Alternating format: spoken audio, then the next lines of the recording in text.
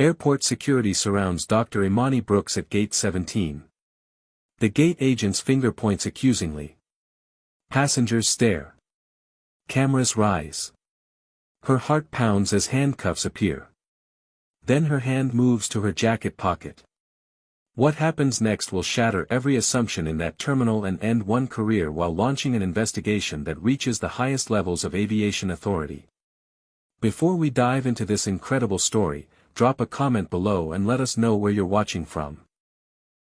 If you believe in standing up against injustice, hit that like button right now.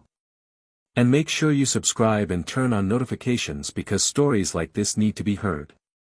Trust me, what unfolds next will leave you absolutely speechless. Now, let's get into what really happened that day. Dr. Imani Brooks arrived at Chicago O'Hare International Airport at precisely 5:47 that Tuesday morning. The terminal hummed with its usual pre-dawn energy, businesspeople clutching coffee cups, families herding sleepy children toward gates, the rhythmic announcements echoing through the cavernous space. Imani had made this journey exactly 217 times in her career, knew every corner of Concourse C, could navigate the entire terminal blindfolded if necessary. At 48 years old, she carried herself with the quiet confidence of someone who had earned every credential hanging from her neck, tucked in her briefcase, embedded in her very identity. She wore a navy blazer over a cream silk blouse, practical flats that could handle miles of airport corridors, her leather briefcase gripped firmly in her right hand. Inside that briefcase sat documents that could ground an entire airline, inspection reports detailing violations that put thousands of passengers at risk every single day. This was not a casual business trip. This was federal authority in motion, and Imani took that responsibility as seriously as her father had taken his when he climbed into a Mustang fighter as one of the Tuskegee Airmen 70 years earlier. Aviation was in her blood, woven through her DNA, and she had spent 22 years with the Federal Aviation Administration working her way up from entry-level inspector to her current position as Senior Aviation Safety Inspector. Her ticket confirmation glowed on her phone screen. Flight 2847 to Denver, departing at 7:15, first class seat 3A. She had purchased it under her own name 3 days prior, her personal credit card processing the $647 charge without hesitation. Mountain West Airlines had no idea she was coming, which was exactly how unannounced safety audits were supposed to work. 17 violations were sitting in her preliminary report, everything from falsified maintenance records to crew rest time irregularities that violated federal regulations. If her findings held up under scrutiny, Mountain West could face fines reaching into the millions, possible grounding of their fleet, maybe even criminal charges for executives who had signed off on fraudulent documentation. Imani stopped at the Starbucks kiosk near Gate 12, ordered her usual grande dark roast with room for cream. The barista, a young white woman named Kelsey according to her name tag, smiled genuinely and made small talk about the weather. Normal interaction, pleasant exchange, the kind of everyday courtesy that greased the wheels of civil society.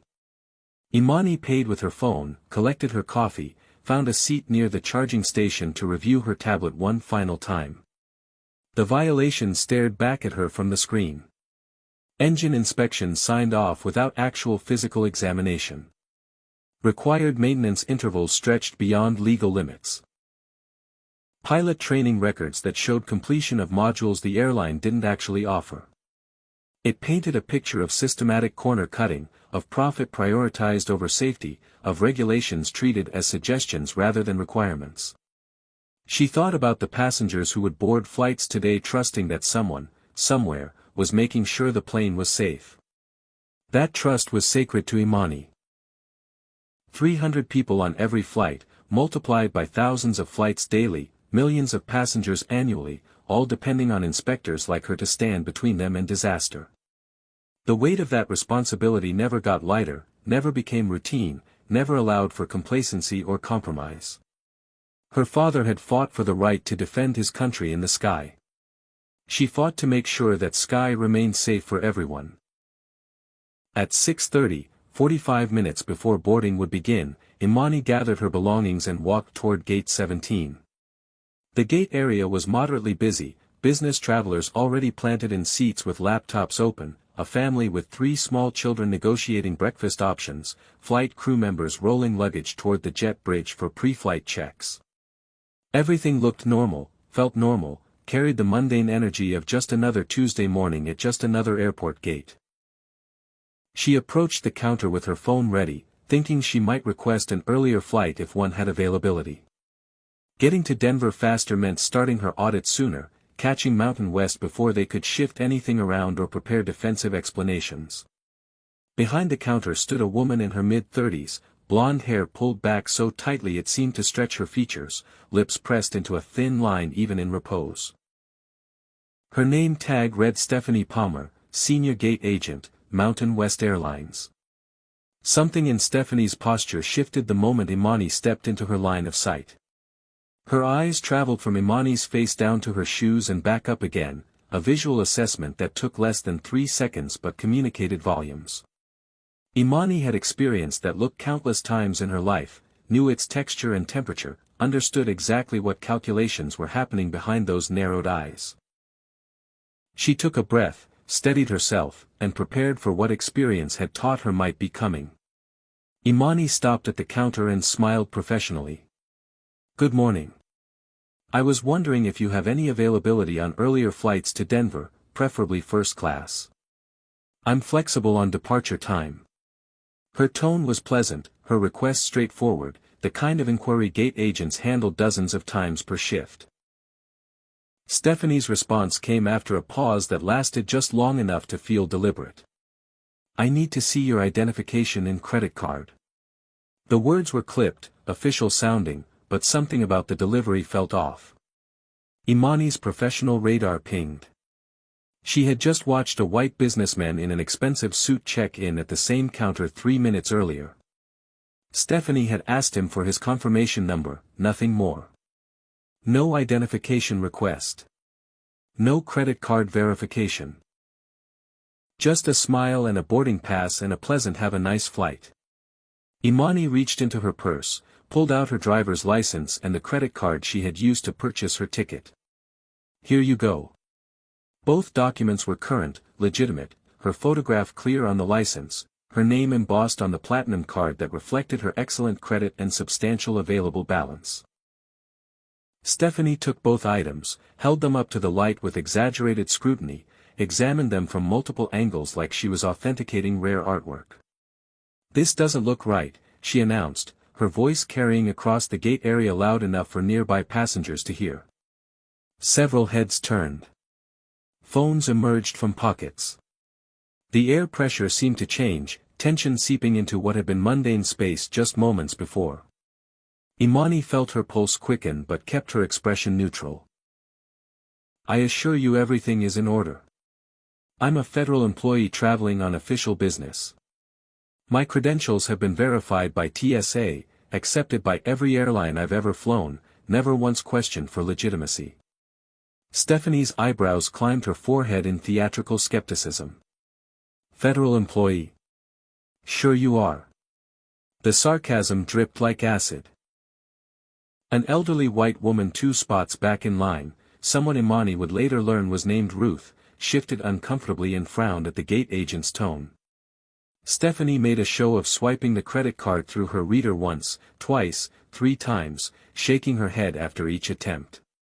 "It's being declined," she announced triumphantly. "That's impossible." Imani's voice remained steady but gained an edge. Her credit limit was $50,000. She had checked her account that very morning while drinking her coffee. Current balance was less than $2,000, mostly from a hotel stay the previous week. There was absolutely no reason for any decline. "Please try again, or check with your supervisor if you're having technical difficulties with your equipment." Stephanie leaned back in her chair, arms crossing over her chest in a posture of absolute authority. "Ma'am, I don't need to check with anyone. Your card isn't working, and frankly, I'm not comfortable with this transaction." The phrase hung in the air like smoke. Not comfortable. Those coded words that Black Americans had been hearing for centuries, the polite camouflage for something much uglier underneath. What exactly makes you uncomfortable? Imani asked the question directly, forcing the issue into the open where it couldn't hide behind bureaucratic language. Stephanie's jaw tightened. I have the right to refuse service if I suspect fraudulent activity. There it was, the accusation floating just beneath the surface now bubbling up into explicit statement. Fraudulent activity. Credit card fraud. Criminal behavior. All because a well-dressed black woman wanted to buy a plane ticket. The crowd around the gate counter was growing now, passengers abandoning their seats to witness the confrontation, phones raised to capture whatever was unfolding. Imani could feel dozens of eyes on her, could sense the split in the audience between those who recognized what was happening and those who were still trying to give the gate agent the benefit of doubt that her behavior might somehow be justified. I would like to speak with a supervisor. Imani made the request formal, loud enough for everyone to hear clearly. Stephanie's smirk was small but unmistakable. I am the senior agent on duty. And I think we need to get security involved. The words landed like a physical blow. Security. The threat implicit, the power dynamic shifting, the situation escalating from uncomfortable to potentially dangerous. Imani's mind raced through options, calculations, risk assessments. She could pull her federal credentials right now, could flash her FAA badge and end this confrontation immediately. But something made her hesitate. Something about a lifetime of having to prove herself, of being questioned and doubted and suspected, made her want to see exactly how far this would go. Made her want the full documentation of what happened when a black woman simply tried to board a plane. Ruth spoke up from her position in line, her elderly voice carrying surprising strength. Excuse me, but I don't think there's any problem here. Why don't you just help the lady? I've been standing here watching, and she's been nothing but polite. Stephanie whipped around, her professional mask slipping to reveal raw irritation. Ma'am, please step back. This doesn't concern you. A white businessman in his 50s, expensive watch glinting on his wrist, muttered loud enough for several people to hear, just let her through, for God's sake. We all have flights to catch. But Stephanie had committed now, had planted her flag on this particular hill and couldn't retreat without losing face. Her fingers reached for the phone on her desk, punching in a 3-digit code. Security to gate 17. Possible credit card fraud and uncooperative passenger. Please respond immediately. The announcement echoed through the gate area and beyond, broadcasting to hundreds of travelers that something serious was happening, that someone was enough of a threat to require armed response. Imani stood very still, her briefcase in one hand, her coffee cup in the other, looking for all the world like exactly what she was, a professional woman trying to travel for work. But in Stephanie's eyes, in the eyes of the system she represented, Imani was something else entirely. She was suspicion made flesh. She was guilt assumed. She was a problem to be removed. And security was on the way. 2 airport security officers appeared within 90 seconds, moving through the crowd with practiced efficiency. Officer Dennis Kowalski arrived first, a white man in his mid-40s with a skeptical expression already firmly in place before he heard a single word of explanation. His partner Officer Jamal Richardson followed close behind, younger, black, his eyes scanning the scene with what looked like cautious assessment rather than predetermined judgment. Stephanie immediately launched into her narrative, her voice taking on the tone of someone reporting a crime in progress. This woman is trying to use what I believe is a fraudulent credit card. She became aggressive when I questioned her legitimacy. Several passengers nearby made sounds of protest at the word aggressive, but Stephanie talked over them, committed to her version of events. Imani's jaw tightened at the blatant lie. Aggressive. The word that got black people killed, that turned self-defense into assault, that transformed standing your ground into threatening behavior. She had been nothing but calm, nothing but professional, nothing but patient in the face of obvious discrimination. But now the narrative was being written by someone else, and she knew how these stories often ended. Officer Kowalski approached with his hand resting on his belt near his radio. "Ma'am, I need to see some identification." His tone carried the weariness of someone who had already decided this was going to be a problem.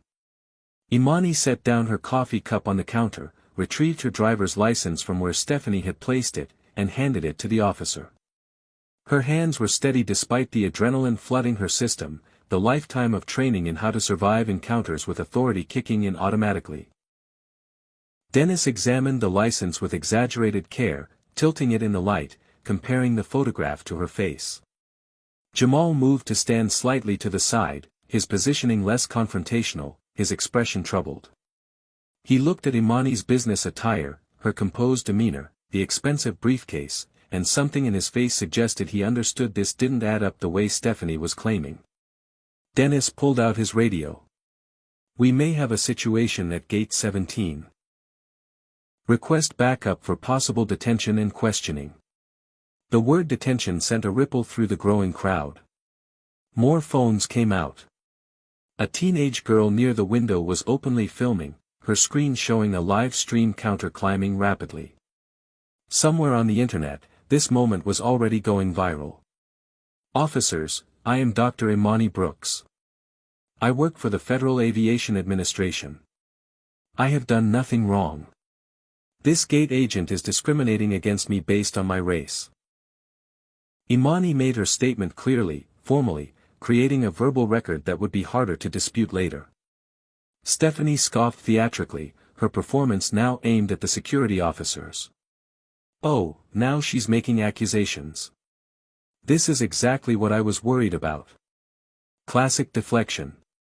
Trying to claim discrimination to cover up attempted fraud." Dennis barely glanced at Imani, already accepting Stephanie's framing. "Ma'am, we need you to come with us to the security office to sort this out." "Sort what out?" Imani's voice remained controlled but gained force. "I've shown valid identification. My credit card is legitimate. I have a flight to catch for official federal business. There is nothing to sort out except this agent's refusal to do her job."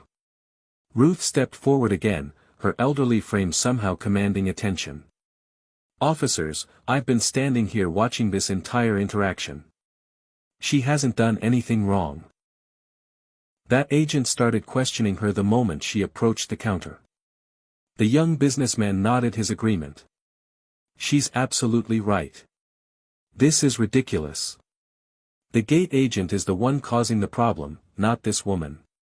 But Stephanie was ready with her trump card, the accusation designed to justify any level of response. "Officers, I think she might have outstanding warrants. Something about her behavior is very suspicious. I want her checked thoroughly for any criminal history." The word warrants created an almost audible gasp from the surrounding passengers. Warrants meant danger. Warrants meant justified force. Warrants meant this black woman might actually be the threat the gate agent claimed. Imani felt her breathing become deliberate, measured, a technique she had learned decades ago to control the rage that threatened to overwhelm her in moments like these. A technique born from necessity, refined through repetition, practiced by every black person who understood that showing anger could be a death sentence. "Ma'am, Dr. Brooks," Jamal spoke for the first time, his tone more respectful than his partner's, "please just cooperate and we can clear this up quickly. We'll verify your information and have you on your way." Imani looked at him and saw a man caught between his training and his conscience, between his badge and his identity, between the system and the truth. She almost felt sorry for him. Almost. 2 more security officers arrived, both white, both with hands positioned near their belts in that casual aggressive stance that communicated readiness for violence. 4 officers now. 4 armed men surrounding one woman with a briefcase and a coffee cup. The disparity would have been laughable if it wasn't so terrifying. Passengers whispered to each other, recorded on their phones, some looked away in embarrassment or discomfort. An announcement came over the public address system, the automated voice chipper and oblivious. Flight 2847 to Denver now boarding first class and premium passengers at Gate 17. Imani's flight. Her audit. Her entire mission slipping away while she stood accused of crimes she hadn't committed. Dennis reached for her arm, his fingers closing around her bicep. "Let's go, ma'am. We can do this the easy way or the hard way." Imani pulled back instinctively, her body reacting before her mind could override it. "Do not touch me." Her voice cut through the terminal noise. "I will walk with you if I must, but you will not put your hands on me without cause." The defiance in her tone caused Dennis to hesitate, his authority challenged in front of dozens of witnesses. His face flushed red. Jamal looked increasingly uncomfortable, shifting his weight from foot to foot. Stephanie watched the scene she had orchestrated with what could only be described as satisfaction, her arms crossed, her expression vindicated. She had called security on a suspicious black woman, and look how right she had been to do so. Look at how this woman was resisting, look at how she was proving Stephanie's point with every word of protest. Dennis stepped closer, his voice dropping to that dangerous quiet that often preceded violence. "Ma'am, you need to put your hands behind your back right now." "You're arresting me?" Imani's voice carried across the entire gate area, clear and strong. "For what crime, officer? What law have I broken?" "I presented valid identification. I attempted to purchase a service. I responded to questions. Tell me exactly what statute you believe I've violated." "Not arresting," Dennis corrected, "just detaining you while we verify your identity and check for outstanding warrants." His hand moved to his belt, and when it came back up, handcuffs glinted in the fluorescent terminal lighting. The sight of those metal restraints sent electricity through the crowd. This was real. This was actually happening. A woman was about to be handcuffed at an airport gate for the crime of trying to board a plane while black. "Dennis, maybe we should just run her information first." Jamal's voice held a note of pleading. "Before we escalate this any further, let's just check everything properly. Make some calls. Verify her story." Dennis shot him a look that could have melted steel. "I've got this, Richardson. Stand down." The dismissal was absolute, the hierarchy clear. Jamal was the junior officer, the younger partner, and perhaps most relevant in this moment, the black officer being told to step aside while his white colleague handled a black woman. The symbolism was not lost on anyone watching. Jamal's face showed the agony of someone trapped between loyalty to his badge and recognition that something was going terribly wrong. Imani's mind flashed through a catalogue of images. Philando Castile reaching for his license. Sandra Bland's routine traffic stop. Every viral video of black people being arrested, tossed, choked, shot for offenses as minor as selling cigarettes or sleeping in their own apartment. Her father's voice echoed in her memory, the speech he had given her when she turned 16. "Baby girl, you're going to have to be twice as good and 3 times as careful. When police approach you, you keep your hands visible. You speak clearly. You don't make sudden movements. You survive the encounter first, fight for justice later. Survival first. Always survival first." She made her decision in that moment, a calculation born from decades of navigating a country that saw her as suspect until proven innocent, guilty until proven otherwise, dangerous until proven harmless. "I will not resist."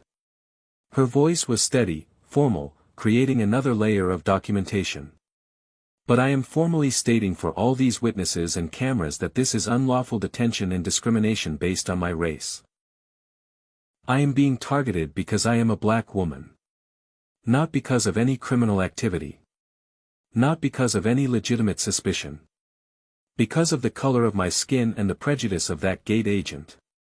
Stephanie jumped in immediately, her voice rising shrilly. "There she goes with the race card.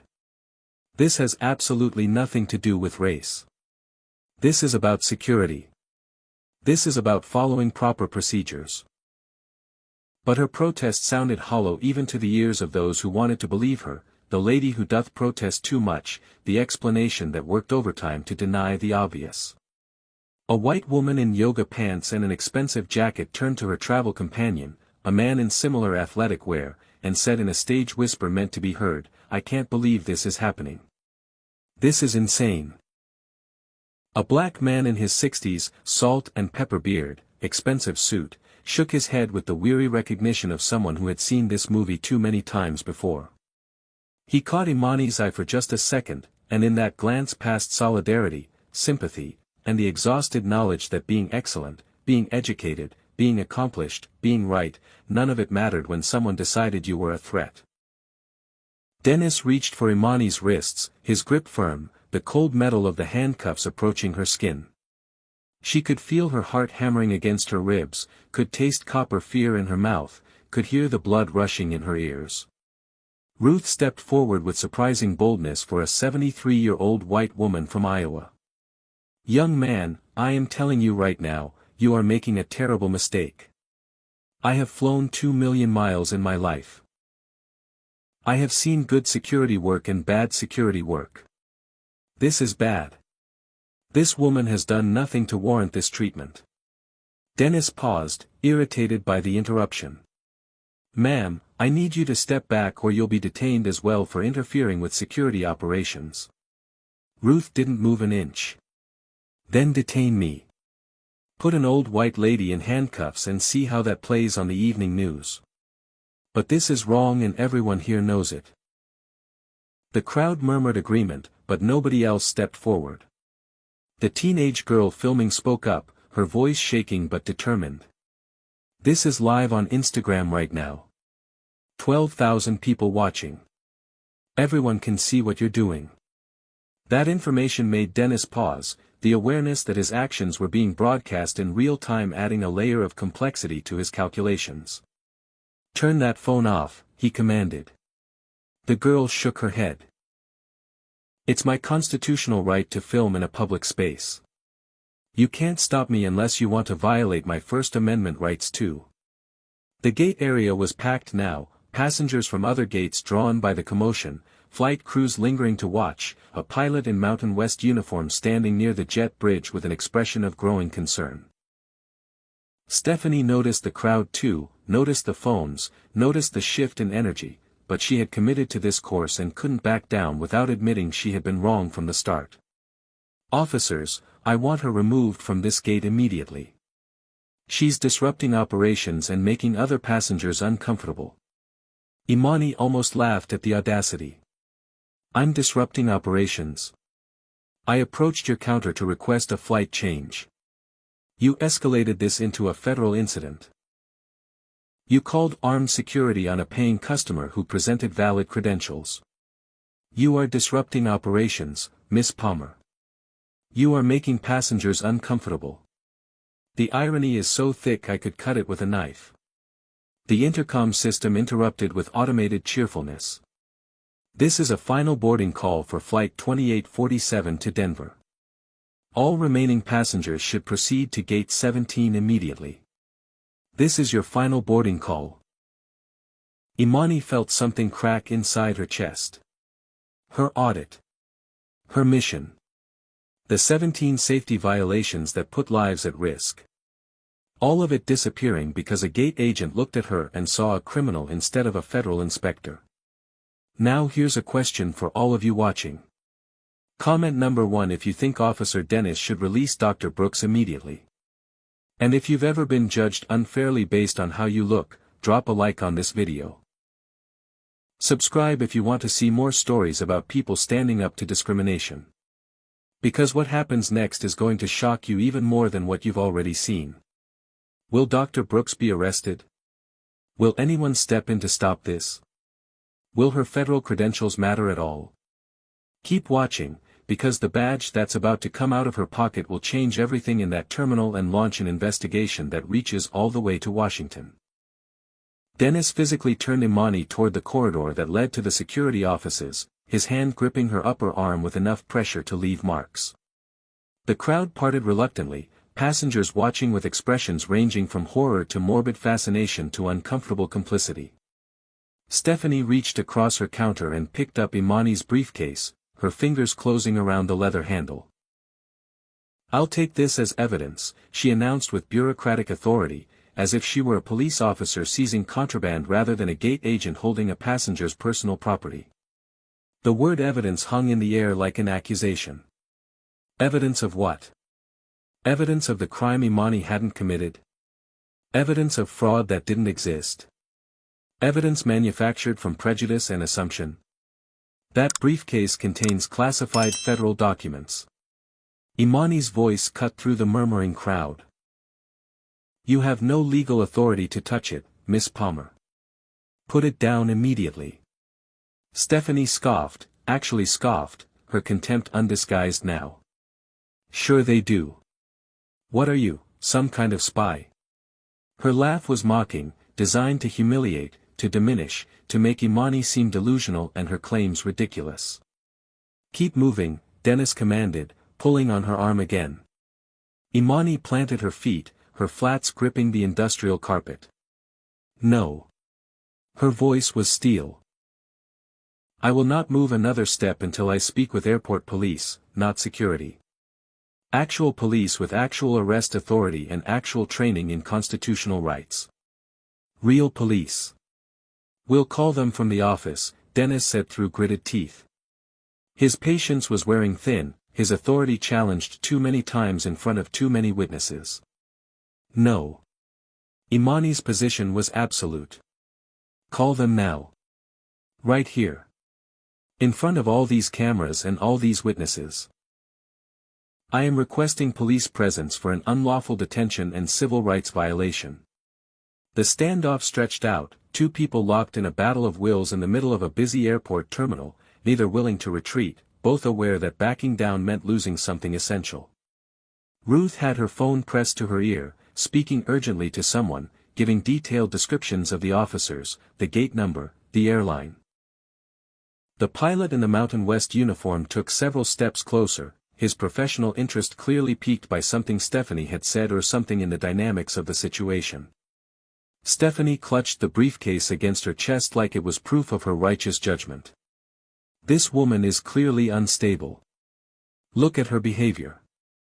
Look at how she's resisting simple security procedures.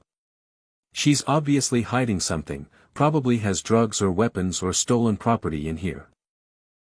The accusations kept escalating, kept multiplying, kept trying to justify the unjustifiable. Imani felt rage burning in her chest, felt decades of accumulated indignities pressing against her teeth, felt the weight of every time she had been followed in stores, questioned at borders, pulled over for driving while black, suspected and surveilled and treated as guilty until proven innocent. But she channeled all of that fury into glacial calm, into diamond-hard composure, into the kind of dignity that couldn't be stripped away by handcuffs or accusations or small-minded bigotry. My behavior? Imani's voice could have cut glass. I presented valid identification and a valid credit card. I made a polite request for a flight change. You refused service without cause. You made false accusations of fraud. You called armed security on a federal inspector doing her job. My behavior has been exemplary under circumstances that would justify much stronger reactions. Your behavior, Miss Palmer, is what's unstable here. Your behavior is what deserves investigation. The words federal inspector landed differently this time, carried more weight, made several people in the crowd look at each other with dawning realization that maybe, just maybe, they were witnessing a catastrophic error in judgment rather than appropriate security procedures. The pilot spoke up, his voice carrying the authority of someone used to being in command. Excuse me, did you say FAA inspector? His name tag read Captain Mitchell Brennan, 4 stripes on his shoulder indicating seniority, graying temples and weathered features suggesting thousands of flight hours and decades of experience. Imani turned to look at him, recognizing the Mountain West Airlines uniform, understanding in that moment the twisted irony of the situation. Yes, Captain. I am Dr. Imani Brooks, Senior Aviation Safety Inspector with the Federal Aviation Administration. And I was scheduled to be on your flight to Denver this morning for an unannounced safety audit of Mountain West Airlines. Your company is under investigation for 17 separate violations of federal aviation safety regulations. The terminal seemed to stop breathing. Even the constant background announcements felt quieter. 17 violations. Federal investigation. Unannounced audit. The words assembled themselves into a picture that made Stephanie's face drain of color. "Can you prove that?"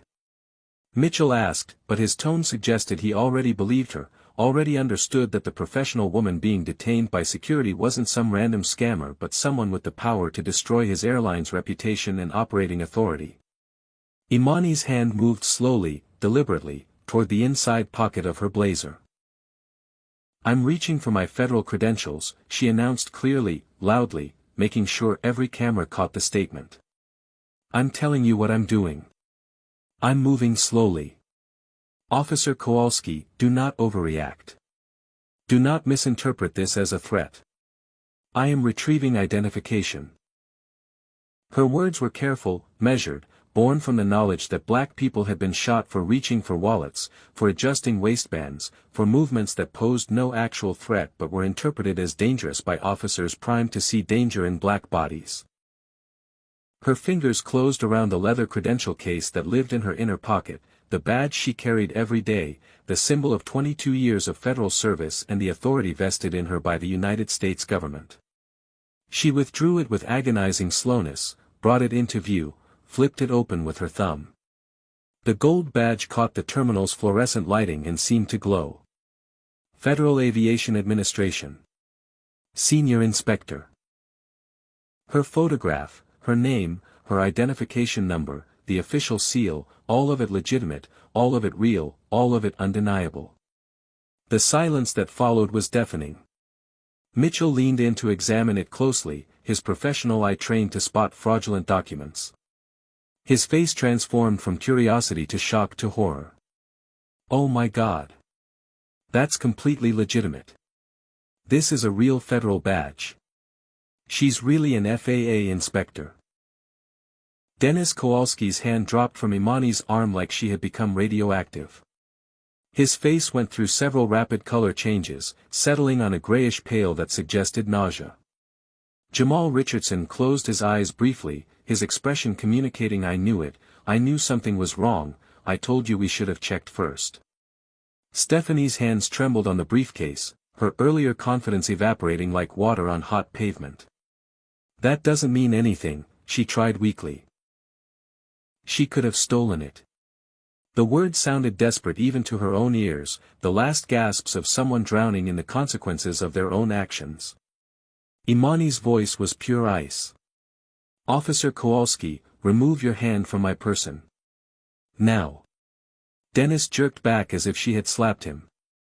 Imani walked forward 3 steps, reached out, and took her briefcase from Stephanie's nerveless fingers. "And you, Miss Palmer, have just interfered with a federal inspection. This briefcase contains confidential audit documents, preliminary findings, and evidence of safety violations. Your airline, Mountain West, is under investigation for 17 separate violations ranging from maintenance record falsification to crew rest time violations to documentation fraud. And now, I'll be adding a supplemental report about discrimination, civil rights violations, and obstruction of federal duties by your gate agent to my official findings." Mitchell Brennan's professional composure cracked. 17 violations. His voice was faint. "We're under investigation for 17 violations and I didn't know." Imani looked at him with something that might have been sympathy. "That's what unannounced means, Captain. Your executives knew. They've been receiving notices for 6 months. But they apparently decided not to inform flight crews that the FAA was building a case that could ground your entire fleet." Stephanie backed up against her counter, her mouth opening and closing without sound. "I was just doing my job. I thought, what did you think, Miss Palmer?" Imani's question was surgical. "Be specific. You thought that a well-dressed black woman with valid identification couldn't possibly afford a first-class ticket? You thought she must be committing fraud? You thought she deserved to be handcuffed and humiliated in front of hundreds of people? Tell me exactly what you thought, because I'm very interested in documenting your thought process for my federal report and for the civil rights lawsuit that will inevitably follow this incident." The gate agent had no answer, nothing that could be said out loud, nothing that wouldn't confirm the ugly prejudice that had motivated every action she had taken that morning. Ruth pushed through the crowd, her elderly face fierce with vindication. "I called my son. He's an attorney with the ACLU. He's on his way here right now. He specializes in civil rights cases. And Miss Palmer, you just handed him the easiest case of his entire career." Two actual Chicago aviation police officers arrived within minutes, summoned by Dennis's increasingly panicked radio calls once he realized the magnitude of his error. Sergeant Linda Martinez arrived first, a Latina woman in her mid-40s with sharp eyes that missed nothing. Officer Kevin Park followed, a Korean-American man whose by-the-book demeanor communicated someone who took procedural compliance seriously. Linda scanned the scene, took in the federal badge still open in Imani's hand, the pale-faced security officers, the defiant elderly white woman, the gate agent who looked like she might faint. Her expression shifted from alert response mode to something much more grim. "What's going on here?" The question was directed at Dennis, but her tone suggested she already knew this was going to be bad. Dennis tried to explain, his words tumbling over each other. "We were called to investigate possible credit card fraud.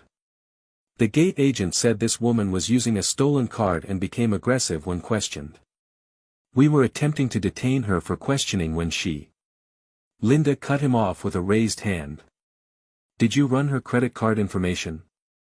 Contact her bank? Check her identification against criminal databases? Verify any of the gate agent's claims before attempting to detain her?"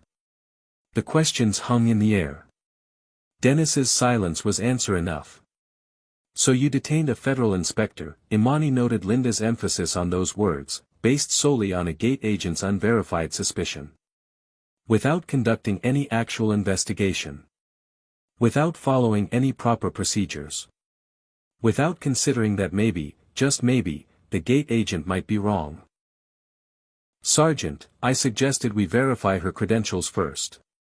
Jamal spoke up, his voice carrying both vindication and sadness. "I told Officer Kowalski we should check everything before escalating. But I was overruled." Linda nodded slowly at him. "Good instinct, Richardson. That might be the only thing that saves your career out of this disaster." She turned to Imani, and her expression softened slightly. "Inspector Brooks, I apologize on behalf of the Chicago Aviation Police Department. This should never have happened. You were racially profiled, falsely accused, and illegally detained. I'll be filing a full report that will support any complaint you choose to make. Your apology, while I appreciate the sentiment, doesn't address the systemic problem." Imani's response was measured but left no room for deflection. "Sergeant Martinez, how many other black passengers has Miss Palmer subjected to this treatment? How many got on their flights knowing they'd been profiled but were too exhausted to fight? How many gave up and went home? How many didn't have federal badges to protect them?" The question struck like hammer blows because everyone present knew the answers. This wasn't an isolated incident. This was pattern made visible. This was systemic discrimination caught on camera. This was what happened 1,000 times a day in airports and stores and banks and schools, usually without witnesses, usually without documentation, usually without consequences for the perpetrators. Captain Mitchell Brennan stepped forward, his face set in hard lines. "Stephanie Palmer, you are suspended effective immediately pending a full investigation. Give me your airport access credentials, your security badge, and your radio." Stephanie's face crumbled. "Captain, please, I was trying to protect the airline. I thought she was, what did you think?" Mitchell's voice was harsh. "That she was a criminal? Based on what evidence? Her skin color? Her confidence? The fact that she had the audacity to request a first-class seat? You just handed the FAA a weapon to destroy this airline. You discriminated against the one person who literally holds our operating certificate in her hands. Do you understand what you've done? The briefcase in Imani's grip suddenly looked like it contained nuclear launch codes. More Mountain West employees were arriving now, summoned by urgent calls, their faces showing various stages of panic as they assessed the situation. Regional Manager Douglas Fletcher pushed through the crowd, his expensive suit and forced smile the very picture of corporate damage control. Inspector Brooks, please, I'm sure we can discuss this reasonably. Can we perhaps move to a private conference room and talk about how to proceed in a way that benefits everyone? Reasonably. Imani's laugh was sharp and humorless. Was it reasonable to accuse me of fraud? To call security? To attempt to handcuff me in front of hundreds of witnesses while your gate agent clutched my confidential federal documents? Douglas scrambled for traction. Stephanie acted independently. This doesn't reflect our company values or our commitment to diversity and inclusion. Our official policy strictly prohibits discrimination of any kind. Your company values? Imani's voice could have stripped paint. Mr. Fletcher, I've been investigating your airline for 6 months. Those 17 violations I mentioned. They paint a clear picture of a company that cuts corners, ignores regulations, and prioritizes profit over safety and compliance. This incident isn't an aberration. It's perfectly consistent with the culture I've documented. The terminal crowd had grown even larger, people from other concourses drawn by the commotion, by the sight of police and security and airline managers all clustered around one gate. The teenage girl was still filming, her phone held steady, her live stream viewer count climbing past 50,000. Imani addressed the crowd directly, her voice carrying to every corner of the gate area. Let this be documented for everyone watching. I am Dr. Imani Brooks, Senior Aviation Safety Inspector with the Federal Aviation Administration. I hold a doctorate in aerospace engineering. I've served the federal government for 22 years. I was racially profiled, accused of crimes I didn't commit, and nearly arrested while traveling on official government business simply because a gate agent looked at me and decided I was a criminal.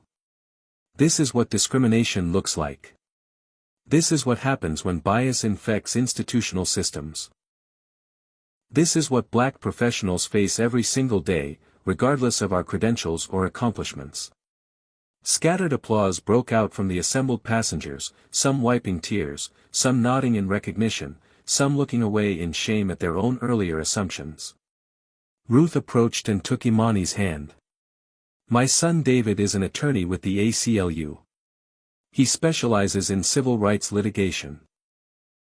He wants to represent you if you decide to take legal action against the airline, the security company, anyone involved in this. And honey, I'll testify. I saw everything. I'll tell any judge exactly what happened here. Thank you, Ruth. Imani squeezed her hand. I'll definitely be in touch. Sergeant Martinez was taking detailed statements now, her notepad filling with names and badge numbers and timeline details. Dennis Kowalski stood apart from the group, the reality of his terminated career settling onto his shoulders like a lead blanket. Stephanie sat in a chair near the boarding counter, mascara running, her brief moment of power transformed into permanent humiliation. The terminal PA system announced another delay. Flight 2847 to Denver has been delayed pending operational requirements. Updated departure information will be provided shortly. Mitchell explained to Imani, his voice heavy. I grounded the flight. If you're supposed to be conducting a safety audit today, I'm not flying this aircraft until you personally clear us. That's how seriously I'm taking this situation, Inspector. I want you to know that not everyone at Mountain West shares those attitudes. Imani studied him, seeing something genuine in his expression versus Douglas's corporate panic. I appreciate that, Captain Brennan. But understand something important. Institutions aren't defined by their best members. They're defined by what they tolerate from their worst members. Your airline tolerated 17 safety violations. It employed a gate agent who felt comfortable discriminating against passengers. Those aren't separate problems. They're symptoms of the same disease. The words landed heavy, uncomfortable, true. News vans were pulling up to the terminal entrance within 40 minutes of the incident, their satellite dishes extending toward the sky like metal flowers seeking sunlight. The viral video had done its work, spreading across social media platforms faster than any official statement could hope to contain. Imani gave a formal statement to airport police, every detail meticulously recorded, Linda Martinez ensuring that security footage from multiple angles was preserved, tagged, and secured as evidence. Dennis Kowalski was escorted off the floor by his supervisor, his badge and radio confiscated, his career effectively over before the lunch hour. The walk of shame past his colleagues, past the passengers who had witnessed his failure, past the cameras still recording, would haunt him in the years to come. Jamal Richardson approached Imani privately while she was reviewing her written statement. "Inspector Brooks, I need to say something. I should have stopped it sooner. I knew something was wrong from the beginning, but I didn't push back hard enough against my partner. I let hierarchy and protocol override what I knew in my gut was racial profiling. I'm sorry." Imani looked at this young officer, saw genuine remorse rather than self-serving damage control. "Officer Richardson, you spoke up when others stayed silent. You questioned the procedure when it would have been easier to go along. That matters. Remember this feeling. Use it to be better than the system that trained you. Don't let this be the last time you trust your instincts over someone else's prejudice." He nodded, his throat working, clearly moved by grace he hadn't expected to receive. Douglas Fletcher was still trying to negotiate, following Imani as she gathered her belongings. "Inspector Brooks, what can Mountain West do to make this right? What would it take to resolve this situation in a way that addresses your concerns? Fix your 17 safety violations." Imani didn't look at him, just continued organizing her briefcase. "Implement real anti-discrimination training, not the checkbox compliance kind that's designed to protect the company from lawsuits rather than actually change behavior. Fire employees who demonstrate bias. Create reporting mechanisms with actual teeth. And pray, Mr. Fletcher, that the FAA doesn't revoke your operating certificate entirely when they see my supplemental report about company culture." His face went gray. "You'd ground the entire airline? Over this? Not over this alone. Over a pattern of regulatory violations, safety compromises, and institutional failures. If you discriminate at the gate, where passengers are most visible, where else are you cutting corners? In maintenance? In training? In documentation? Trust is indivisible, Mr. Fletcher. You either earn it or you lose it." Ruth's son arrived at the gate, attorney David Chin from the ACLU, carrying a leather messenger bag and an expression of controlled fury. "Dr. Brooks, I'm filing a federal civil rights complaint within the hour. This violated multiple statutes. Title VI of the Civil Rights Act, Section 1983 for deprivation of rights under color of law, possibly even Title 49 regarding interference with federal aviation inspectors. We're also pursuing civil litigation against the airline, the security company, and individual defendants." Imani considered the options. "I'll cooperate fully with any investigation or lawsuit. But I want more than personal compensation. I want institutional change. I want policies revised. I want training implemented. I want accountability mechanisms that have real consequences." "We can make that happen," David assured her. Pattern and practice cases like this one, especially with video documentation and multiple witnesses, they create leverage for consent decrees that require systemic reforms. The teenage girl who had been filming approached nervously, her phone still in her hand. Dr. Brooks? My video has over 5 million views now. People are calling it Gate Agent Meets Federal Badge. Some people are saying I shouldn't have posted it without your permission. Is it okay that I did?" Imani smiled genuinely for the first time since the ordeal began. What's your name? Destiny. Destiny Washington. The girl shifted her weight nervously. Destiny, you documented truth. You created a record that can't be denied or minimized. You gave voice to something that usually happens in shadows. Never apologize for that. You might have just changed aviation policy with your phone, do you understand that? You're a witness to history. Destiny's face lit up with pride and purpose, her generation's instinct to record and share suddenly validated as activism rather than narcissism. Mitchell Brennan had arranged for a conference room, speaking to Imani with careful respect. Inspector, I know your audit schedule has been disrupted. Whenever you're ready to reschedule, I'll personally ensure full cooperation from every level of our operation. I'm also requesting that corporate authorize me to conduct an internal investigation into discrimination complaints from both employees and passengers. I have a feeling once people know they'll be heard, we're going to discover this wasn't an isolated incident. I'll be back in 72 hours, Imani informed him. Still unannounced to your executive team, but you'll know I'm coming. And Captain, I'm expanding my investigation beyond safety violations. I want to see your employment records, your customer service complaints, your internal communications about passenger issues. If there's a pattern of discrimination, I'm going to document it thoroughly. He nodded grimly. We probably need that, as painful as it's going to be. A television reporter managed to penetrate security, microphone extended, camera operator filming from behind her shoulder. Dr. Brooks, I'm Jennifer Wu from Channel 7 News. Can you tell our viewers how you're feeling right now after what you experienced? Imani faced the camera directly, aware that this moment would be replayed on news broadcasts, shared online, cited in future discussions about discrimination. I feel tired.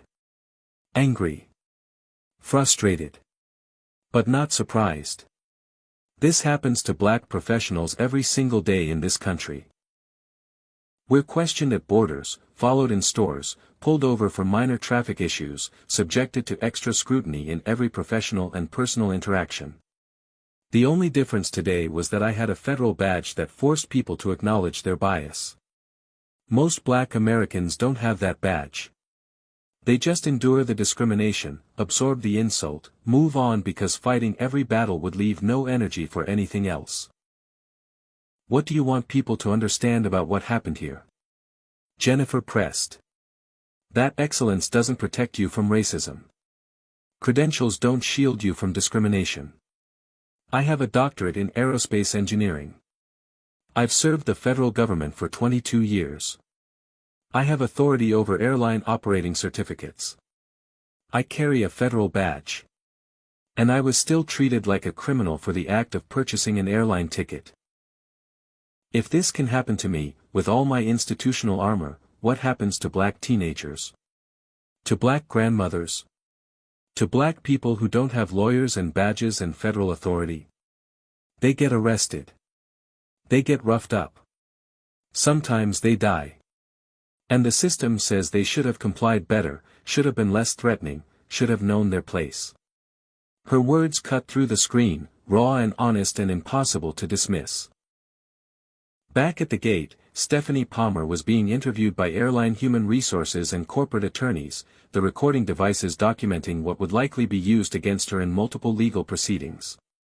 She was realizing in real time that her career was over, that her name would be forever associated with racial profiling, that job applications and Google searches would bring up this incident for the rest of her life. The 15 minutes of power she had wielded over Imani had cost her everything. Douglas Fletcher was on his phone with airline executives in Dallas, his voice strained. Yes sir, it's as bad as it sounds.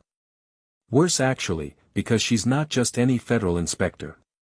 She's the senior inspector assigned to our safety audit. The one we've been preparing for. And yes sir, the one we thought we could manage by cleaning up the most obvious violations. She saw through all of it, and now she's seen how we treat black passengers too. Imani checked her watch, the elegant timepiece showing 10:17 in the morning. 5.5 hours since she had entered this terminal expecting a routine work trip, anticipating a standard safety audit, planning to review maintenance records and interview crew members. Instead, she had become a test case, a viral video, a symbol of systemic discrimination, and a catalyst for changes that would ripple through the aviation industry. Linda Martinez approached with a case number written on an official form. "Inspector, my complete report will support everything you've stated. I've been a police officer for 19 years. I've seen a lot of situations. This was as clear-cut a case of racial profiling as I've ever documented. Thank you, Sergeant." "No, Imani, thank you." Linda's voice was quiet but intense. "You stayed calm when you had every right to explode. You maintained your dignity when they tried to strip it away. You probably saved your own life by not giving them any excuse to escalate to physical force. We both know how these encounters can end." The grim truth of that statement settled between them like ash. 72 hours later, Dr. Imani Brooks returned to Denver as promised. Her arrival was no longer secret, her presence announced by news coverage, social media discussion, and the weight of national attention focused on Mountain West Airlines. The company had terminated Stephanie Palmer for cause, issued a company-wide memorandum about anti-discrimination policies, and suspended 3 other employees pending investigation into similar complaints. But Imani's audit uncovered far more than cosmetic changes could address. In the maintenance hangar at Denver International, she discovered 8 additional violations beyond the original 17. Engine inspection logs with forged signatures. Required parts replacements delayed months past federal limits. Training records for mechanics that claimed certifications the individuals had never actually earned. The maintenance chief, a heavy-set white man named Harold Perkins, tried to intimidate her when she began photographing discrepancies. "Little lady, you're looking at things you don't understand. This is how the business works. Shortcuts are necessary to stay competitive. Nobody actually follows every single regulation to the letter." Imani didn't even glance up from her tablet where she was documenting the violations. "Sir, I just faced down armed security officers who wanted to handcuff me. You think a clipboard and a raised voice are going to scare me?" Harold backed down immediately, recognition dawning that the woman taking notes held the power to end not just his career but the entire airline's operating authority. She continued her inspection, methodical and thorough, her camera clicking, her notes growing longer with every fraudulent document she uncovered. She interviewed crew members privately, ensuring confidentiality for those willing to speak honestly about company culture. A black flight attendant named Tasha Williams broke down during her interview, years of accumulated slights and discrimination pouring out in a flood of relieved testimony. "They make us prove ourselves every single day, Dr. Brooks. Passengers question whether we're actually crew or just someone who wandered onto the plane. They ask for white flight attendants when we're trying to serve them. They assume we're incompetent before we even speak. And when we report it to management, we're told we're being too sensitive. We're told customers have the right to request whoever makes them comfortable. We're told to smile more, be less aggressive, not make waves. I've been with this airline for 11 years. I have perfect performance reviews. And I've been passed over for lead attendant position 6 times while white colleagues with less seniority get promoted." Imani documented everything, her report expanding from safety violations into a comprehensive indictment of institutional discrimination. She interviewed pilots who described black colleagues being questioned by passengers about whether they were really qualified to fly. She reviewed customer service complaints and found patterns where black passengers were disproportionately removed from flights for behavior that white passengers engaged in without consequence. She examined hiring practices and found that black applicants faced additional interview rounds and higher qualification requirements than their white counterparts. The picture that emerged was damning, systematic, and ultimately unsurprising to anyone who understood how bias infected systems from top to bottom. Back in Chicago, Dennis Kowalski had been terminated from airport security for violating multiple policies regarding unlawful detention and failure to conduct proper investigation before taking enforcement action. He filed a wrongful termination lawsuit claiming he was just following standard protocol, that his supervisors had trained him to respond to gate agent concerns seriously, that he was being scapegoated for systemic issues. But the security footage released through Discovery destroyed his case. Video from 4 different angles showed his aggressive approach, his dismissal of Jamal's concerns, his refusal to check Imani's credentials properly, his immediate assumption that the well-dressed black woman must be the problem. The footage showed what his written statement tried to hide, that bias had driven every decision from the moment he arrived at the gate. Stephanie Palmer gave interviews trying to salvage what remained of her reputation, appearing on a local news program to claim she had made an honest mistake in judgment. "I thought I was protecting the airline. I thought I was following proper security procedures. I never intended to discriminate against anyone." But Destiny Washington's video contradicted every word. The footage showed Stephanie's mocking tone when Imani mentioned being a federal employee. It captured her comment about the race card. It preserved her smirk when security arrived, her satisfaction at watching Imani being detained. The video was truth that couldn't be spun or reframed or explained away. Social media conducted its own trial, swift and merciless. Within a week, Stephanie's name was synonymous with racial profiling, used as a cautionary example, turned into memes and commentary about the consequences of discrimination. Mountain West Airlines stock dropped 12% in 8 days as investors worried about potential FAA sanctions, lawsuits, and reputation damage. The company announced creation of a diversity and inclusion task force, promised comprehensive anti-bias training, committed to reviewing all passenger complaints from the previous 5 years to identify patterns of discrimination. But market analysts and civil rights advocates alike questioned whether these were genuine reforms or corporate damage control designed to minimize legal exposure. FAA headquarters in Washington, D.C. convened a special review board to assess Imani's findings. She presented her expanded report to Administrator Robert Kendrick and 6 senior officials, the conference room silent as she detailed not just safety violations but a culture of cutting corners that extended to human dignity. Administrator Kendrick studied the report, his weathered face grave. "Inspector Brooks, this is extensive. You've documented safety violations that could justify grounding their fleet. But you've also documented discrimination that goes beyond our typical regulatory scope. How do you see these issues as connected?" "Sir, with respect, they're not separate issues at all." Imani leaned forward, her conviction absolute. "An airline that tolerates discrimination in passenger treatment is demonstrating the same mindset that tolerates safety shortcuts. Both reflect institutional cultures where rules are viewed as obstacles rather than protections. Where profit supersedes compliance. Where accountability is avoided rather than embraced. If Mountain West management allowed systemic racism to flourish in customer service, why would we trust their commitment to safety regulations? The values are identical. Follow rules when convenient, ignore them when inconvenient, assume you won't get caught." She presented additional data compiled from industry-wide sources. Black pilots face on average 3.2 years longer to reach captain positions compared to white pilots with equivalent experience and performance. Black passengers are removed from flights at rates 2.8 times higher than white passengers. Black aviation employees report hostile work environments at rates exceeding their white colleagues by a factor of 3 to 1. These aren't isolated incidents, Administrator. This is pattern. This is system. This is culture that permeates the entire industry. The room was silent, uncomfortable truths hanging in the air like smoke. "What do you recommend, Inspector Brooks?"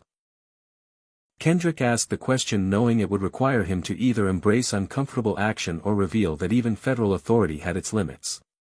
Mandatory bias training with real consequences, not optional webinars that employees click through while checking email. Anonymous reporting systems for employees that protect whistleblowers rather than exposing them to retaliation. Passenger bills of rights with actual enforcement mechanisms and penalties for violations.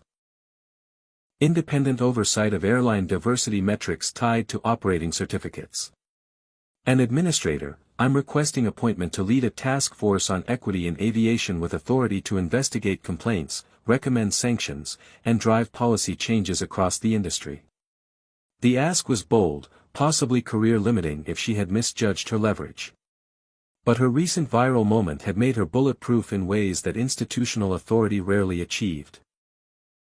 The FAA needed her more than she needed them right now, and everyone in that conference room knew it. Meanwhile, David Chen's civil rights lawsuit was gaining traction through federal court. The Department of Justice announced a formal investigation into discriminatory practices in the airline industry, citing Imani's case as evidence of widespread civil rights violations requiring federal intervention. Ruth testified before a congressional subcommittee on transportation about what she had witnessed at Gate 17. I'm a 73-year-old white woman from Des Moines, Iowa. I've had privilege my entire life without recognizing it, without examining it, without understanding how it insulated me from experiences that Black Americans face daily. That morning at the airport opened my eyes in ways that decades of news stories never did. Watching Dr. Brooks maintain her dignity while being treated like a criminal, watching her stay calm while I was shaking with anger, it showed me that everything I thought I understood about equality in America was incomplete. Her testimony went viral in its own right, an elderly white woman speaking uncomfortable truths to power, her silver hair and grandmother appearance lending credibility that shouldn't have been necessary but undeniably was. Captain Mitchell Brennan used his authority to implement immediate changes at the crew level, creating a confidential reporting system for discrimination that bypassed normal management channels and sent complaints directly to an independent review board. Some pilots resisted, grumbling about political correctness run amok, about having to walk on eggshells, about reverse discrimination. Mitchell shut down those complaints with finality. This is not about political correctness. This is about basic human decency and professional standards. This is about creating an environment where the best people want to work, where passengers feel safe and respected, where excellence is recognized regardless of someone's skin color. If you can't adapt to those expectations, I suggest you find another airline to work for. Imani received hundreds of emails from Black aviation professionals, the messages flooding her inbox with stories that ranged from microaggressions to outright hostility. Pilots mistaken for baggage handlers while in uniform walking through terminals. Flight attendants having their credentials questioned by passengers who couldn't believe Black women could hold those positions. Air traffic controllers facing hostile work environments and being denied promotions despite exemplary performance records. Mechanics having their certifications questioned and their work double-checked in ways white colleagues never experienced. Each story was individual, but together they formed a tapestry of systematic exclusion, a pattern that couldn't be dismissed as isolated incidents or individual bad actors. This was cultural. This was institutional. This was the aviation industry's open secret finally being dragged into public examination. Her father called from his assisted living facility, his voice carrying across the line with the authority he had commanded as a Tuskegee Airman and later as an Air Force general. "Baby girl, I'm proud of you. You stood tall when they tried to bend you. You kept your head when they tried to take your dignity. You honored every Black aviator who came before you and opened doors for everyone coming after." "Daddy, I was terrified," Imani admitted, her voice cracking. "The whole time, I was thinking about Sandra Bland, about Philando Castile, about everyone who didn't survive these encounters. I kept thinking this could go so wrong so fast. Courage isn't not being scared, baby. Courage is being scared and staying dignified anyway. You did what warriors do. You survived the battle and then you made sure the war moved forward." Her eyes filled with tears, releasing trauma she had held professional and controlled for days, finally allowing herself to feel the weight of what she had endured. 6 months after the incident at Gate 17, the Federal Aviation Administration launched the Aviation Equity Initiative, the first federal program specifically designed to address discrimination in commercial aviation. Dr. Imani Brooks was appointed director, her new office located in Washington, D.C. with authority to investigate complaints, recommend policy changes, and coordinate with other federal agencies on civil rights enforcement. Her first action was to establish standardized reporting requirements for airlines, mandating that they track and disclose discrimination complaints in the same way they tracked safety incidents. Transparency, she argued in her first press conference, was the foundation of accountability. What gets measured gets managed, and discrimination had been unmeasured for far too long. Mountain West Airlines operated under a consent decree negotiated between the Department of Justice, the FAA, and the company's legal team. The airline was required to meet specific diversity benchmarks in hiring and promotion, implement quarterly anti-bias training with verified completion and comprehension testing, establish an independent ombudsman to investigate passenger and employee complaints, and submit to unannounced audits of both safety and discrimination practices for 5 years. Failure to comply would result in escalating fines and potential suspension of operating authority. 17 other airlines voluntarily adopted similar policies to avoid becoming subjects of federal investigation, understanding that the regulatory environment had fundamentally shifted. Stephanie Palmer's case became a standard training example in aviation management courses under the heading of What Not to Do.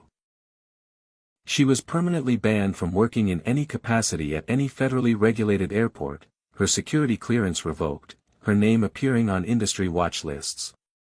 She found work in retail, her LinkedIn profile scrubbed of any reference to her airline career, her Google results dominated by articles about the Gate 17 incident. The consequences were severe, permanent, and entirely appropriate for someone whose prejudice had nearly resulted in a federal inspector being arrested. Dennis Kowalski's wrongful termination lawsuit failed at every level, dismissed by the trial court, rejected on appeal, generating precedent that employers could indeed terminate officers who engaged in racial profiling without providing additional process or compensation. Jamal Richardson completed additional training in civil rights and de-escalation, becoming a vocal advocate for reform within airport police departments nationwide.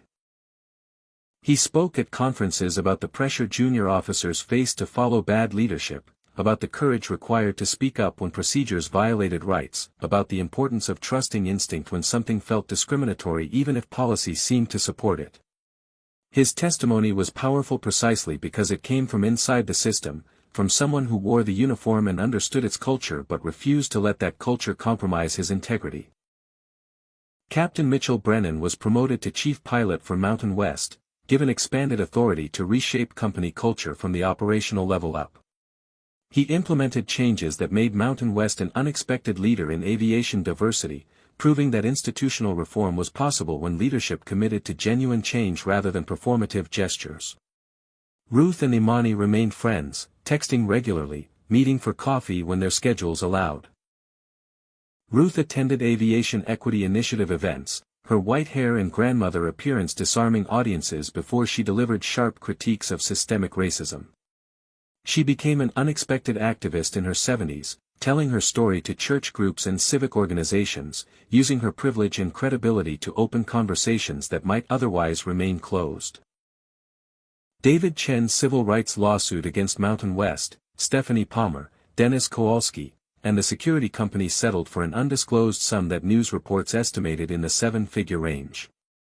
Imani donated most of her settlement to establish the Imani Brooks Scholarship Fund, supporting black students pursuing careers in aviation, aerospace engineering, and related fields.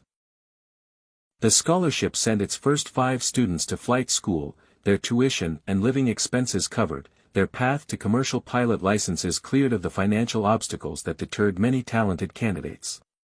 Destiny Washington was among the first scholarship recipients, her viral video having not just documented injustice but also changed the trajectory of her own life.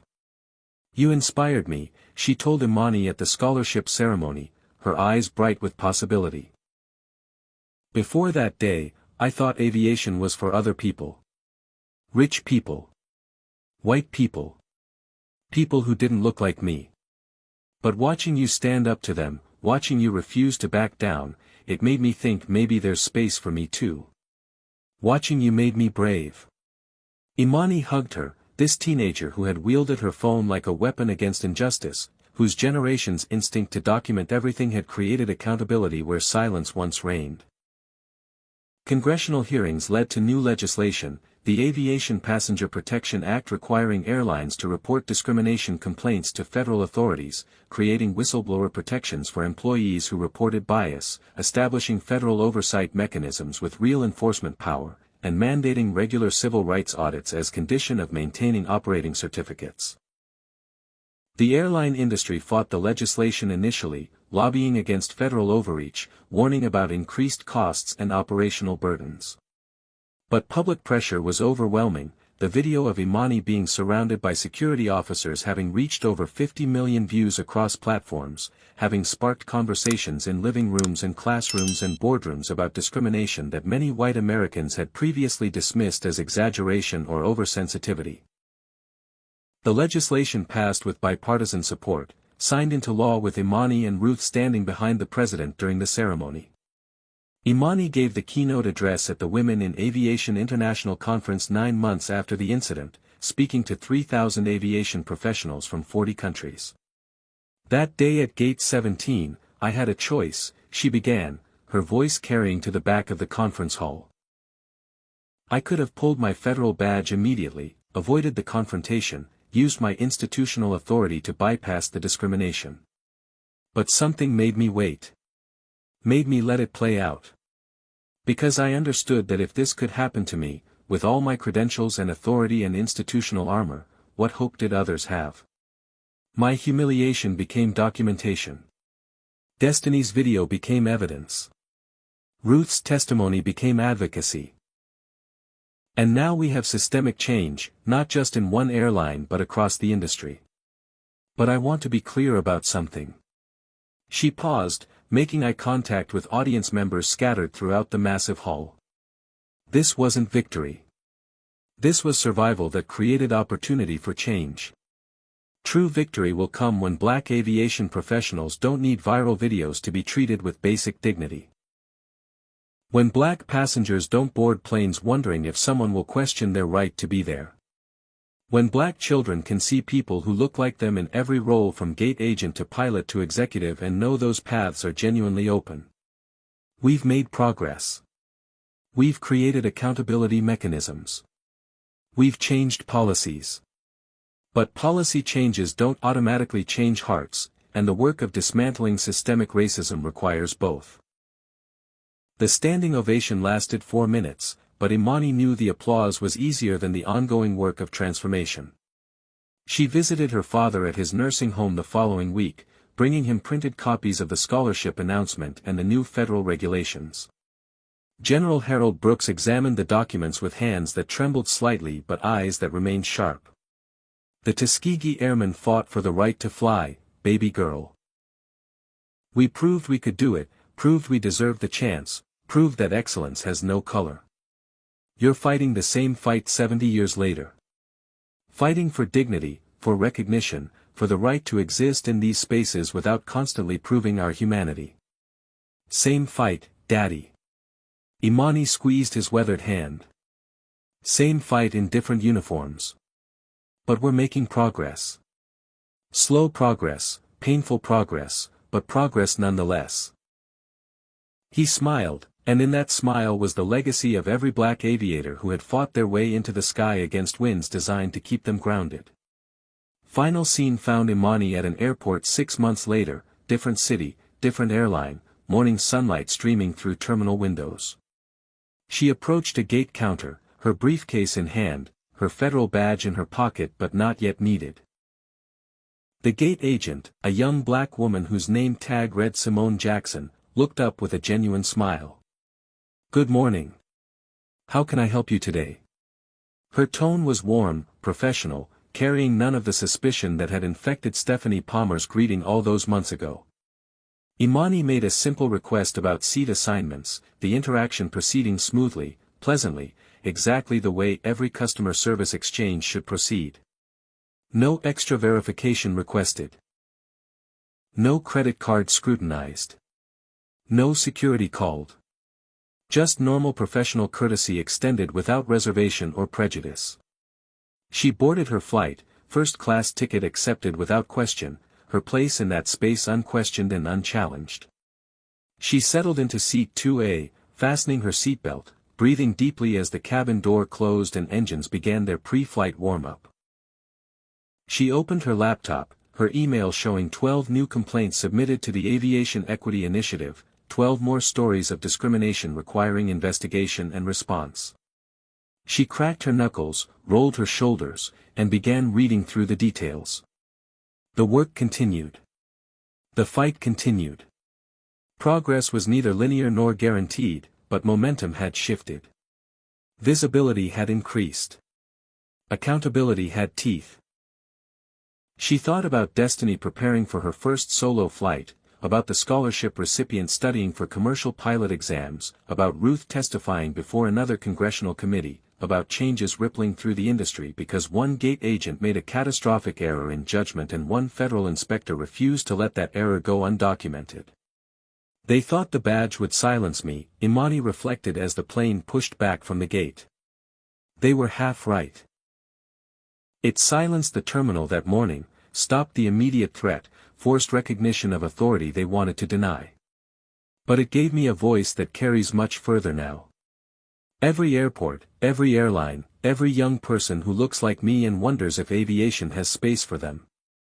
My answer is yes. I'm making sure of it. The plane accelerated down the runway, lifted into morning sky, climbing above clouds toward cruising altitude. Below, the patchwork landscape stretched to horizons, roads and rivers and cities visible from this height, the view that had captivated her father 70 years ago and still held power to inspire. Up here, she thought, the sky doesn't see color. The laws of physics don't discriminate. Lift and thrust and drag and weight, they apply equally to everyone. If only the ground reflected the sky's impartiality. The screen went dark, and white text appeared against the black background. Based on the ongoing experiences of black aviation professionals. Real change requires continued vigilance, sustained courage, and commitment to justice that outlasts any single viral moment. The fight continues. Progress demands we fight alongside those who experience discrimination, amplify their voices, use our privilege and platforms and power to create spaces where dignity isn't conditional and respect isn't negotiable. The work is not finished. It may never be finished. But every generation moves the line, pushes the boundary, expands the circle of who belongs.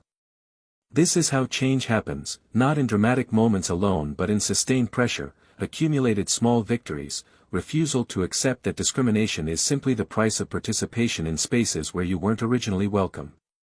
So let me ask you, because this story matters beyond the screen you're watching it on. Have you ever witnessed discrimination and stayed silent? Have you seen injustice and looked away? Comment below and share your story, because acknowledging what we've seen is the first step toward standing up the next time. If this story moved you, hit that like button. Subscribe to this channel because we're committed to sharing stories that matter, stories that challenge us, stories that demand we be better than comfortable. Share this video with someone who needs to understand why representation matters, why diversity isn't just a buzzword but a matter of safety and justice and human dignity. And to Dr. Imani Brooks and everyone fighting similar battles in their industries and communities, thank you. Thank you for your courage. Thank you for your refusal to accept discrimination as normal. Thank you for standing tall when forces tried to make you small. This is your story, but it's also our story, all of us who believe that equality isn't a favor to be granted but a right to be protected. Stay strong, keep fighting, and know that your dignity is non-negotiable. Until next time, thank you for watching, and may we all have the courage to stand up when standing up is hard. Dr. Imani Brooks's experience at Gate 17 reveals profound truths about systemic discrimination in America. First, credentials and accomplishments offer no immunity from racial profiling. A federal inspector with 2 decades of service faced the same prejudice as anyone else, proving that racism operates independently of individual merit or achievement. Second, institutional bias thrives in unchecked authority. Stephanie Palmer felt empowered to discriminate because systems rarely hold gate agents accountable for subjective decisions about passenger legitimacy. Third, documentation changes everything. Without Destiny's video and multiple witnesses, this incident might have ended with Imani's arrest and no consequences for her attackers. Fourth, silence enables oppression. Ruth's willingness to speak up, to use her privilege as an elderly white woman to challenge authority, demonstrates that allyship requires action, not passive sympathy. Fifth, individual incidents reflect systemic problems. Mountain West's 17 safety violations and discrimination weren't separate issues but symptoms of identical corporate cultures that prioritize profit over compliance and dignity. Sixth, change requires sustained pressure beyond viral moments. Imani could have accepted an apology and moved on, but she chose institutional transformation over personal comfort. Finally, progress demands we center the most vulnerable. Policies that protect federal inspectors must extend to teenagers, grandmothers, and everyone who lacks badges to shield them from prejudice. Justice cannot be conditional on authority. Now I want to hear from you. Have you ever witnessed discrimination at an airport, workplace, or public space? What did you do? Comment below and share your experience, because your story matters and might encourage someone else to speak up. If you believe everyone deserves to travel with dignity regardless of skin color, hit that like button right now. Subscribe and turn on notifications so you never miss stories about people fighting injustice and winning. Share this video with someone who needs to understand why representation in aviation matters, why diversity isn't optional but essential, why speaking up against racism requires courage we must all cultivate. To everyone fighting similar battles in your industries, your communities, your daily lives, thank you for your strength. Thank you for refusing to accept discrimination as normal. Thank you for standing tall when systems try to make you small. Your courage creates pathways for the next generation. May we all find the bravery to challenge injustice when we see it, to use whatever privilege and platform we possess to amplify marginalized voices, and to build a world where dignity isn't negotiable and respect isn't conditional. Stay strong, keep fighting, and remember that change happens when enough people refuse to stay silent. Thank you for watching. Until next time, stand up, speak out, and never stop believing in the possibility of a more just world.